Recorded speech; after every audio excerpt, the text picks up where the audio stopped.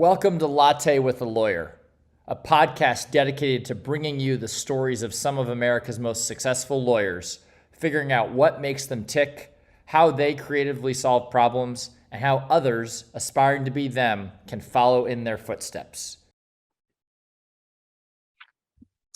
Okay, folks, welcome to another episode of Latte with a Lawyer. I'm your host, Jonathan Brickman, and today we have with us from Columbus, Ohio, Mark Landis, hopefully I pronounced that correctly, from the law firm Isaac Wiles. Nice to have you, Mark. Hey, thanks for being here too. Yeah, absolutely. So listen, just to kick off the show, to keep with the theme, Latte with a Lawyer, what's your morning beverage of choice to get started? I was a late comer to coffee. I was over 40 before I ever had a habit.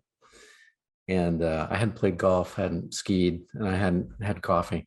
So I turned on to all those things at the same time. So I do a fresh grind the night before, and I have a Ninja and put the fresh ground coffee in, and I drink it black. My wife at one time went on Weight Watchers, and so did I. So I cut out the cream and just drink it straight up. I think it's 8 o'clock blend is what I'm doing right now. Excellent. Good stuff. I really do have to tabulate all the statistics because I get some really interesting responses to this. And believe it or not, many people don't start the day with coffee. They have tea, they have water, they have, some energy drink. Not everyone's a coffee drinker. Yeah. It's once you get on the caffeine habit, it's hard not to have that. It changes your day if you don't have it after a while. But it's the kind of thing that you can look forward to. And as my daughter once said, we're all either trying to get coffee to get in one place or alcohol to get into another. We switch as the day progresses, right? Right. Hopefully we don't reverse that. Then we got other issues to deal with. Anyway, so listen, I'm sure you need coffee for a reason. It looks like you're a busy attorney. What kind of law do you practice? Tell everybody about your practice. Yeah, I'm a litigator. I started out as a prosecutor with the federal government and turned that into mostly defending governments in Ohio. So I represent the state of Ohio, all the counties, all the cool suburbs around town, regional transit authorities, schools, stuff like that. Whenever they get sued, I get called. Okay, so you are mainly defense? Yeah, mainly defense. I've done a lot of plaintiff work too. I'd say a higher number of my plaintiff cases go to trial, a higher proportion. So, as far as trial experience goes, it's closer to 50-50 with plaintiff work. We try to keep both sides of our sword sharp. And we're not riding with one motorcycle gang or the other. We're happy to do whatever comes in the door first. Okay.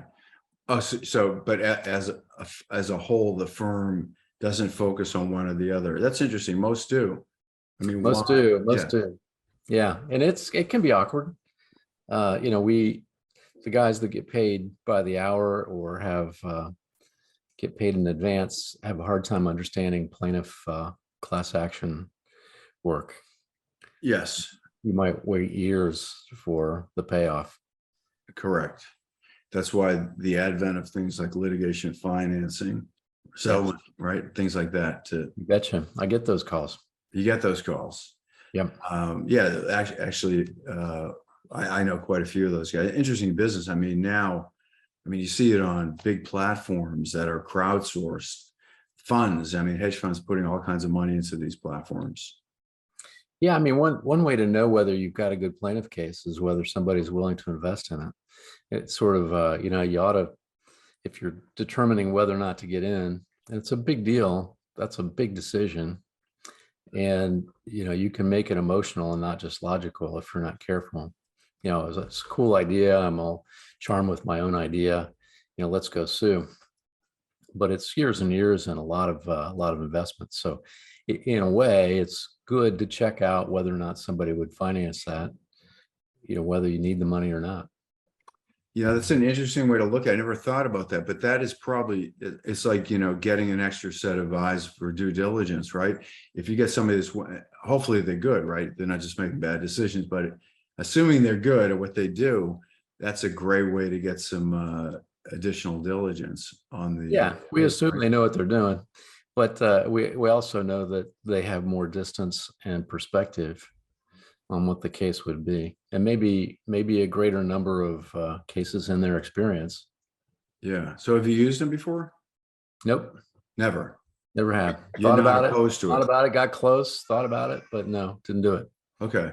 I mean, it seems like a lot, I've talked to a bunch of firms where they kind of look down their nose on it, like, no, we have our own capital. We wouldn't use one of those firms. There's a bit of a stigma, seems like, attached to that. Yeah, I don't know that ought to be. It does look, I mean, it does look, typically you don't have non-parties investing in cases. I mean, that is kind of a general principle of the law from ancient times. I can see why the first reaction would be, don't pick up that stick. That's a bloody stick. Expensive stick too, right? Yeah, it can be. That's right. That's right. You're giving up some of the return. Right. Anyway, but so, I mean, I want to hear about some of your interesting cases, and looking at your background, I see you got a very large verdict for a real estate developer. Yeah, it's funny. I had an old guy say, I know that I've had a big career because I've been on both sides of 7-figure judgments, and I thought, I've been on both sides of 8-figure judgments. What's that mean? So I've had a jury verdict for my client of about 12, and then I've also been on the defense side where it's been over 10 million. So it's focuses the mind wonderfully. Yeah, I would think so. And was that on a contingency, the $11 million verdict that you won for your client? I'd probably be dressed differently. So you don't do any on contingency? No, we do, but not that one. No. Okay. Not that one. Yeah, no. Contingency is lovely. When I first got out of the Army, where I was in the JAG Corps, that was sort of what I thought I should be doing. It didn't seem like kind of a Ponzi scheme to have these law firms with partners at the top and a bunch of associates at the bottom, all billing time. And I thought the way out of that was probably contingent fee, and thought that's what I might be doing. And I'd been a prosecutor, so proving cases is kind of natural transition. But I ended up doing something else. Yeah. No, it's interesting. I mean, again, having spent a lot of time the last couple of years with lawyers and speaking with them, you would think, or at least the general public may have certain opinions about attorneys that work on contingency. And just, I mean, a lot of the people I talk to seem to have very,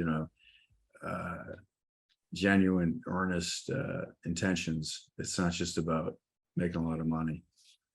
Yeah, I'm sure there are a lot of exceptions, but generally lawyers are who their clients need them to be. You're not a mobile home lawyer unless you have a mobile home client. Right. So, not that anybody's trying to be a mobile home lawyer, but you end up doing what your client needs you to do, and your clients define what kind of law you practice. Yeah, I see. So tell us about the journey. You mentioned the or armed services, military. How'd you become a lawyer? What was that journey like?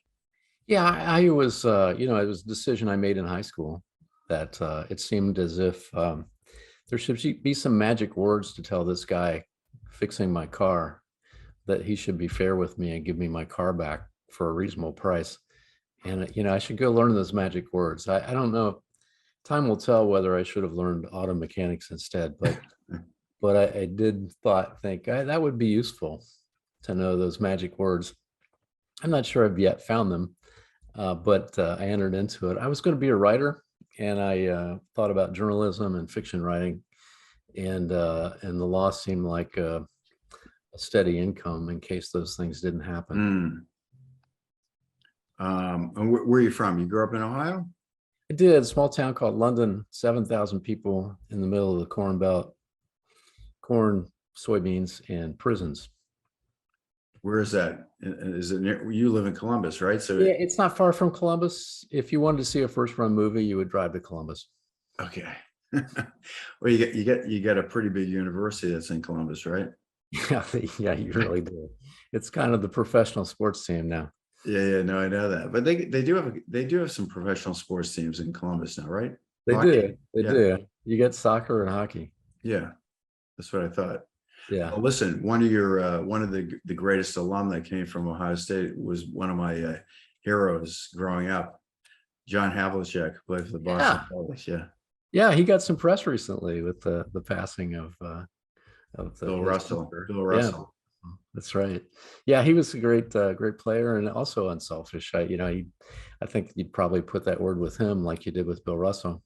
Oh yeah, they were great. I mean, I was very young when as they were finishing. I mean, Bill Russell, I don't remember it all. I'm not old enough, but John Havlicek I saw at the very end, and he's much different than the current day NBA basketball player, but he was amazing. He was an amazing guy. Yeah, he tried. It was it was a lot of it was such effort. And he also had the best line ever about Bobby Knight. Bobby was on the same team at Ohio State, and he said, "Yeah, Bobby was 22 for 22 tonight. He touched the ball 22 times and shot it 22 times." Oh, is that right? Yeah, that was a Havlicek quote. Oh, I didn't know that. Oh, I don't remember that. So he played on the same team as Bobby Knight. No kidding. Yeah, he didn't. I don't know that he was a starter. Interesting. Yeah. Once I lived in Chicago for a period of time, and I was in a pickup basketball game at the local gym I used to go to. And I'm playing against this young guy, and he's like 6 feet and he's pretty good. I said, boy, this kid's a good basketball player. It turned out it was John Havlicek's son, and he was 13. I was in my mid-30s. Yeah. Wow. So that was pretty interesting. I once played covered each other. What's his name? Why can't I think of him? The Boston College, Doug Flutie. Yeah. Outside of Boston, we covered each other in a gym playing basketball. He was a good athlete. Oh, I bet he was. He's very good at. He's a little guy, and he's quite an athlete. He could have played basketball at Boston College. I've been told. Yeah, I think most quarterbacks could do that. Yeah, they're very athletic. Yeah. Anyway, as an aside, you got me talking sports. Yeah, that's good. But I think sports and business and law, they kind of go together anyway, right? It's a very competitive profession, right? Yeah, I try to deny it, but every once in a while I realize, why am I doing this? I'm doing this because I want to do better than the other guy. I tend to drive fast too. You drive fast too. Yeah, so do I. I get yelled at from my wife all the time. Yeah. I used to say it's the only hobby I have time for. Right. So how did you get into this law, this type of law that you practice? How did that happen? Yeah, I was prosecuting for the Army in Europe, and had got a really cool job I'd been out of law school about a year. And I was the only prosecutor in town, and there were murders and rapes and robberies, and I even had an espionage case. So like this is year 2 through 4 of being a lawyer, and got a chance to go back to the Pentagon and defend the Army and the Department of Defense whenever they got sued across the country. And that was my job for a couple of years. So I ended up learning about how the government gets sued and what kind of things they get sued for, and how to do that kind of work. And when I ended up at the firm I'm in back then, they were just starting to have law firms defend counties and cities and such. And they looked around, said, anybody know anything about this? And I said, well, if it happens, I do. So I've been pretty much doing that, which goes to my point of lawyers are who their clients need them to be. Or so it's happenstance, I suppose, right? That you ended up there. What you didn't choose it kind of chose you. Yeah, I would say that they had those kind of clients show up, and I did some of the first ones and turned it into a bigger thing than it started. So Got it. we went from maybe a dozen counties to, at some point, I've done all 88 in Ohio, and a lot of the cities, and people call me up to ask questions, and it's kind of fun. Yeah. So give me an example, like what a case would look like when you're defending a county.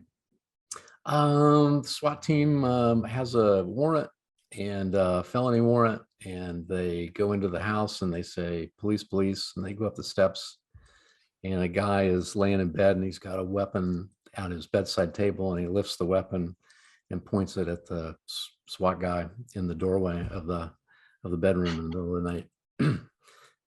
And the SWAT team shoots. Oh, okay. Those kind of cases. So is Yeah. that a common scenario that you're describing? Yeah, that'd be part of it. Or the city decides that they're only going to provide city water to people who are in the city, but there's a neighborhood right outside the city that's never been annexed that's majority Black. Do they have a fair housing claim to demand that they get the city water Okay. by city? Yep. So it's a lot of stuff. It's hard to say it's just this or that. It's everything the government does, they can get sued for. Oh, I see. Now I understand. Got it. So how do you, I mean, are those jury trials? Do you ever go to, you do? Yeah, they're jury trials. Yeah. Okay. Yeah. And it can be about money, and it can be about a lot of money. The last trial I had was there was 23 billion with a B at stake. That was not a jury trial, but it was about the Medicaid contract in Ohio, and where that should go and who should get the benefit of that Medicaid contract. Mm. And so did you prevail? We did prevail. So the Medicaid got to give the contract to who they wanted and not to who they didn't. And it was a bet the company kind of litigation for the other guys, and they ended up selling out, I think, to Aetna. Okay. Yeah, I would imagine those kind of cases are kind of hairy. You get a lot of social issues and, right? It's, Yeah. Sometimes it's about money too, though, and the we had an over and under bet as to how many lawyers would show up in the courtroom when there was 23 billion at stake, and we set it at 30, the over and under, and over won. really, wow. Yeah. So, yeah, and those were, I would imagine they were on the other side, they were on contingency, right? Big payout. No, they were hired by people like Anthem to make sure that their people got the contract they wanted. Okay. So yeah, they're all making better than I did. I'm there for the state of Ohio, but they were all sitting there watching me getting paid more than I did. Okay. So you got to take pleasure in the fact that you're doing good work for good people with good results. I consider it sort of partial pro bono. It's partial public service. Got it. Interesting. So this is, how long you've been at this firm? How long have you been there? It sounds like a while. We merged, we founded the firm from two firms about 8 years ago. And the firm that I came from, to that firm that merged into it, I joined in 1987. Oh, so you've been there for a long time. Yeah, it's pretty boring. Well, not if you like what you're doing. It's not, I mean, you could say that you found the right place. Yeah, there you go. Right. Yeah, I don't think it's a lack of imagination, but I wonder sometimes. Yeah. Anyone else in your family, an attorney? Yeah, my son actually is a public defender in Tampa. Oh, nice. How do you end up down there? I'm in South Florida, so. Okay, all right. He was in DC as well as a JAG officer, and he found out what I found out, which is it's a great place to visit and a hard place to live. And you can have a family, but you can't have a family in a house. And so he decided to get out of the Army, off active duty anyway. He's still in the reserves. He's Major Landis, and he Was good with public defender. He looked at U.S. attorney and public defender. He could have done either. Mm. So yeah, I mean, I lived in DC and Bethesda for a long time. It's an expensive place to live. It sure is. A lot to do, and I couldn't afford any of it. I was a captain in the Army at the time. Yeah. He was too. Oh, interesting. How many, you have any of the kids or just one son? Yeah, I've got a bartender in Chicago. Nice. And a graphic designer in Columbus. She's got a 9-month-old, and we get to visit with him Oh, great. a couple times a week. So it's been good. Yeah. Columbus is really been expanding as a city, right? Yeah. They expect to have 1 million more people here in the next 5-10 years or something. Wow. And Intel is going to build a big chip factory. Is that where oh, no kidding. It's going to be out there. Congratulations on that. That's a big win. Yeah, we're going to get better sushi. Well, I think I was telling you, I was in LA for a few days, and boy, if you like sushi, that's the place to get sushi. Yeah, I have friends in the rural Ohio that would call that bait. Oh, really? Okay. Interesting. Well, I'm going to leave that one alone there on that. I don't know what that means. So, Okay. I mean, yeah. By the way, is the governor of Ohio he's not up for re-election, is he? He is. Oh, he is. Mike DeWine. Yeah. He's up this year. This would be his second and last term, assuming he wins, which most people are, assuming he wins. Yeah. Well, he was very visible in the last administration anyway. Yes. He'd been a U.S. senator. He was one of the gang of 8 that got stuff done, that kind of stuff. He's been in politics a long time. He's a good guy. He's grew up down the road from me. His family sells seeds to farmers. Oh, interesting. He seems like a pretty reasonable guy. Yeah. I think he got a lot of newfound respect during the COVID time. Yes. He tried to be careful with that, and a lot of the people that read the New York Times and probably didn't vote for him said, I didn't vote for him, but I think he's doing a heck of a job. Whether that turns into a vote this time around for him would remain to be seen. Right. Yeah. Well, I mean, there's lots of forces at play here. Yeah. Right. There are a lot of forces, and stuff happens between now and November. Right. Or at least now and when the first early voting starts. You can't really even talk about election day anymore. Yeah, that's right. So let's we hope it's orderly and peaceful. That's all that's all I hope for, right? Yeah, right. Democracy depends upon the losers walking away. Yeah, that's right. I mean, well, it depends on people acting reasonably, right? Yeah, I guess you got to be convinced you are a loser before you walk away. Yeah. The law only goes so well. You're a lawyer, but I'm not a lawyer. But the rules can only go so far. You gotta get people to observe them and comply with them. Right. And it's nice to have voluntary compliance as opposed to something else. Yeah. Anyway, well, I'll leave that one alone for now. Otherwise, we're going to go down a totally different path here. Sure. So let me ask you something. When you prepare for a trial or mediation, how do you do that? What kind of tools do you use? Do you use jury consultants, focus groups, any of those kind of things? Yeah, I guess it depends upon the case. I'm taught myself to be paperless. The key to that I found is to not have a pen. Okay. You don't have a pen, you can't make paper. Right. So I've taken pens off my desk, and that made me paperless. So I've tried cases from, legal pads and manila folders and binders and laptops. I've not done iPads yet. I may get to that. But yeah, I'm as far as I try to be paperless and efficient. But you got to know your stuff, and you also have to have a bigger picture view of it. At the same time, I think it depends upon what kind of lawyer you are. I think that the guy that's doing the merger and acquisition with all the documents in the appendix, I want that guy to be really detail oriented. The litigator needs to have that plus some distance and perspective. So I try to make sure I do that too. And some people I think do need third parties to help them do that. I know there's a story of a trial lawyer. He talks about how do you take a contingency fee? How do you know which case to take? And he called for a show of hands, how many people have ever been in a NASCAR race? How many people have watched Law and Order all the time? How many people have, now tell me how many people belong to a country club? How many people have been to an opera? And he said, you guys don't know what jurors think. Right. You think you do, but you really don't. And there is a widening gulf between the haves and have-nots. And even when there was a disparity in income, people lived together and went to the same,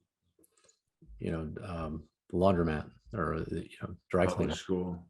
Yeah, right. Public school was a great way to have people understand each other. And when the truck driver doesn't understand the problems of the Harvard law professor, that's not a problem. But when the Harvard law professor doesn't understand the problems of the truck driver, that can be a problem. And so I do think that having perspective may require a third party, as you suggested. Got it. So have you used those services A little before? bit. Yeah, a little bit. And I don't do a jury selection question without asking my wife first. That's stupid. I don't know what you're trying to say, and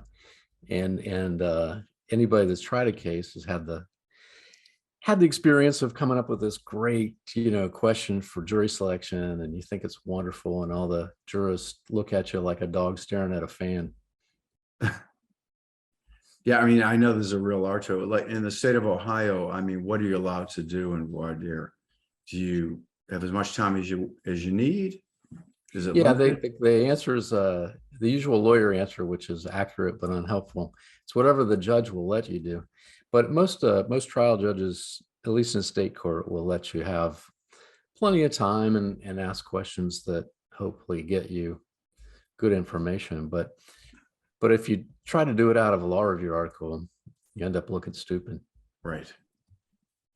Well, that's the whole thing, right? You have to be able to relate to that general audience, right? The jury pool that is most likely not going to be Harvard law professor. Right. But even if you ask questions you might ask waiting in line for a ticket or something, what do you do during the day? Do you have bumper stickers on your car? What do they say? Do you have do you shop at Walmart? If you try to get some clues from questions like that, the juror wonders why are you asking me that? And it's a moment where they're trying to size you up. They're judging you. They're judging Sure. everything that happens. Yep. And so you really got to make sure it's worth it. Yeah, I mean, that's why I said, there is a lot of skill in doing those kind of things, right? So, that's why, people are relying on other people that do it all the time and have some tested approaches, or, some of these, focus groups, for example, right? It's just a way to get some feedback before you go into battle, right? Yeah. So test your theory. Yeah. And there's an art to that. I think most people doing that want to hear good news, and they tilt the scales so that it confirms what they thought, as opposed to teaching them something new. Well, then it doesn't, I mean, then you're just kidding yourself, right? You want to try to find where the weaknesses are, things that you need to pay attention to that you might not have been thinking about, the blind spots. Yeah. But Right. I would bet you most people don't do it that way. I would bet most people just get confirmation bias. Yeah. Okay, interesting. So what do you think makes someone more successful than others? Well, for focus groups, I would say No, not focus group, just as a yeah. lawyer. Like, what makes Yeah. a good lawyer?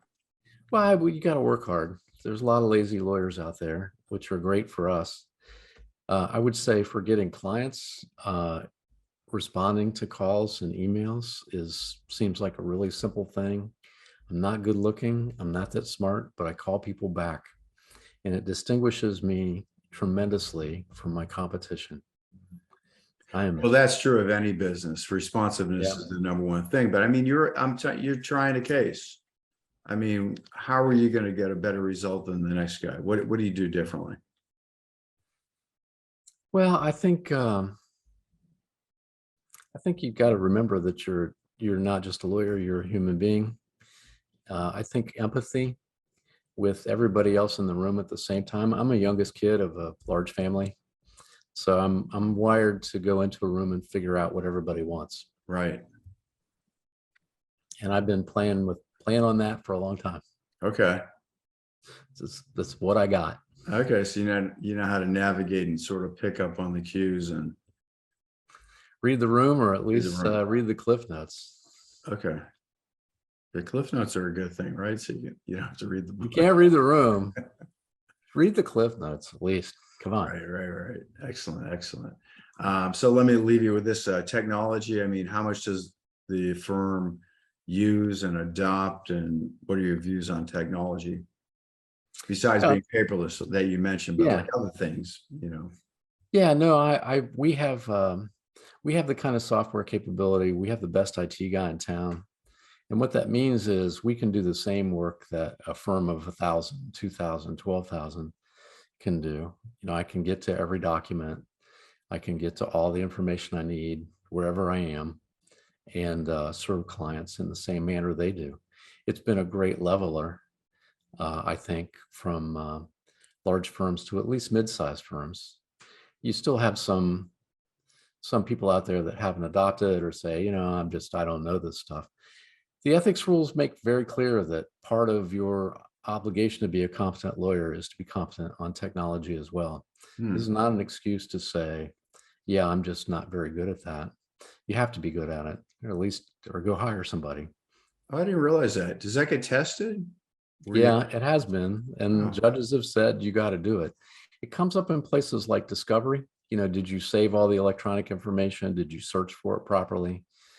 That kind of thing is where it comes up. And for you to say, you know, I didn't know that it would all be destroyed, or I had to do something special to preserve the evidence, that's not a good excuse. Huh.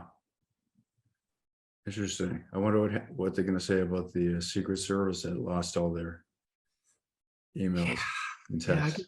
Yeah, lost is a funny word there, isn't it? Boy. Anyway, all right, good stuff. So if someone wants to learn more about your practice and get in touch with you and use your firm, what's the best way for them to get in touch with you? You know, I'd head for the website, which is isaacwiles.com. Isaac has two A's right next to each other. That doesn't occur very often in nature, so that's often a mistake. But so it's ISAAC. Wiles, WILES is how you find me. Excellent. You are funny, I got to tell you. Isaac Wiles. Okay.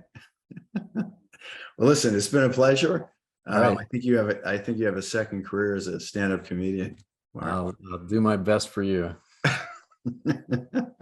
You got me laughing. Anyway, this is Mark Landis with Isaac Wiles, and he just spelled it for you. And this show is sponsored by EmotionTrac, and we are one of those legal tech platforms that lawyers like yourself use to prepare for mediation and trial. We let you tell your story and see what people are thinking using our AI-powered platform. Anyway, thanks again, Mark. Appreciate it. That was a lot of fun. Thank you, friend. You're going to stop recording?